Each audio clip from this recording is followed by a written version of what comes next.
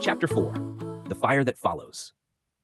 In a small wizarding workshop on the edge of London, not quite in the city, not quite out of it either, two wizards worked back to back at adjoining desks.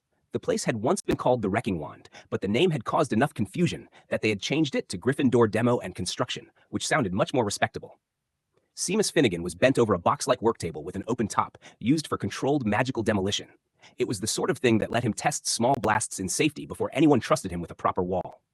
Behind him, Dean Thomas sat at a slanted design desk, sketching out wards and structural plans with quick, precise strokes. Their office was a curious mix of debris, blueprints, and good intentions.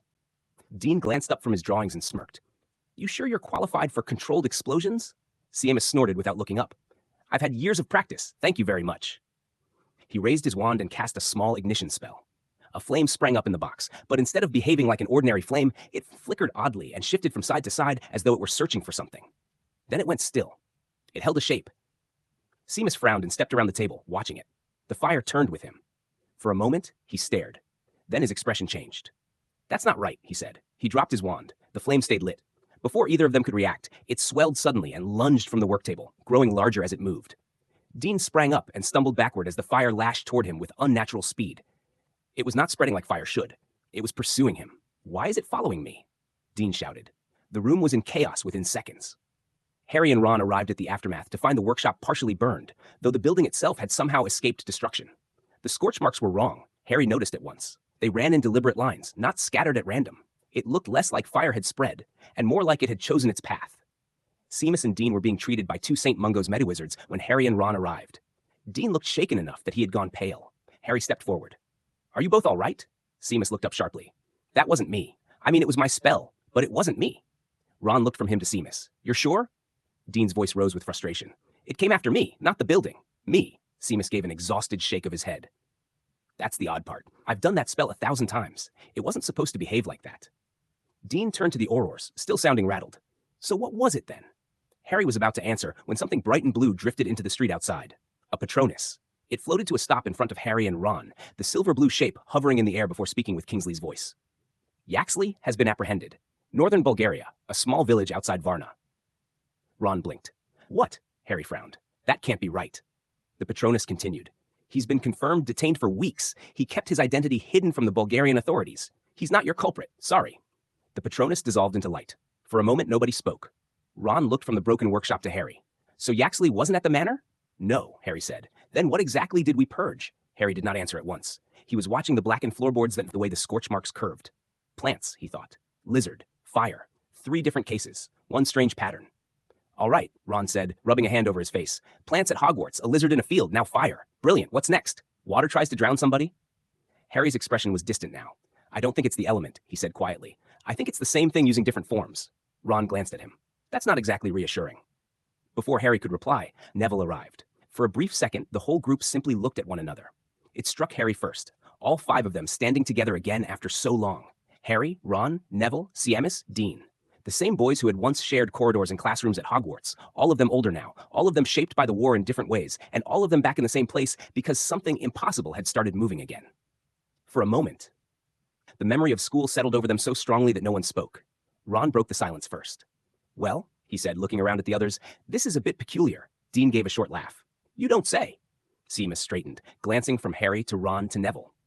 "Not exactly how I expected to see all of you again." Ron pointed at him. "You say that as though this was part of some plan." "It was never part of my plan," Seamus said. "If I'd been planning it, I'd have chosen somewhere with less fire."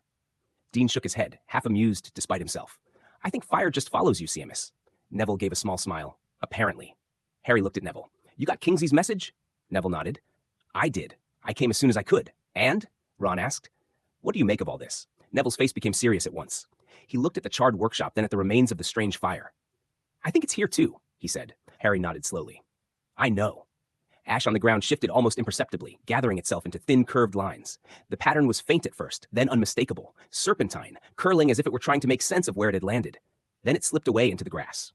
Ron's comcoin began to vibrate in his Auror bag. He pulled it out and tapped it with his wand. Hermione's voice came through at once, brisk and focused.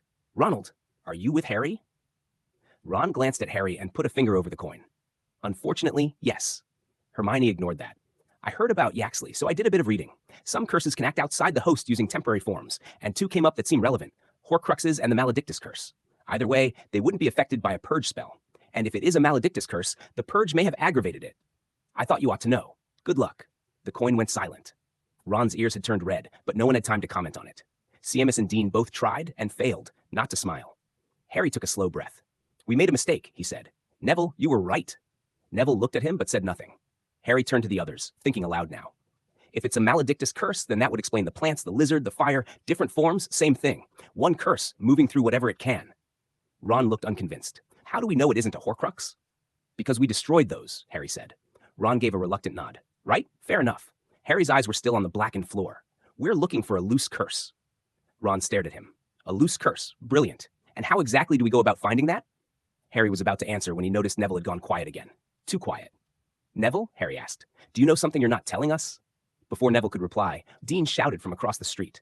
A fire had reignited only yards away from him, suddenly and violently, as though it had been waiting. Why is this chasing me again? Dean yelled as the flames surged forward. Harry and Ron reached for their wands, but Neville was already moving. The fire drew back at the sight of him. Not away from the whole group. Only Neville. It gathered itself into a shape that made Harry's skin prickle. Longer. Narrower. More serpent-like now, though no fire should have been able to do that. It hissed and whispered, and the sound carried strangely through the air. Everyone heard it. Only Neville seemed to understand. His face changed, and for just a second, he looked afraid. Then the shape vanished in a puff of smoke. It's gone, Neville said quickly. Harry stepped toward him. What did you hear? Neville kept his eyes on the empty air where the fire had been. It wasn't trying to hurt us.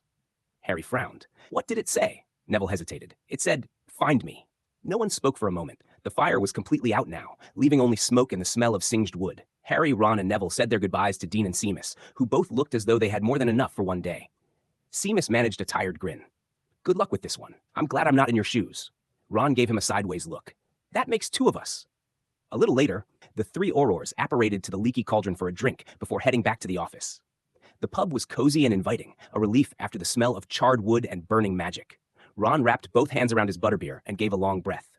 So, he said, we've got angry plants, a broken lizard, and a fire that stalks people. Harry nodded. And all of it points to the same thing. Neville, who had been quiet since the street, spoke at last. It's trying to come back. Ron looked at him. As what?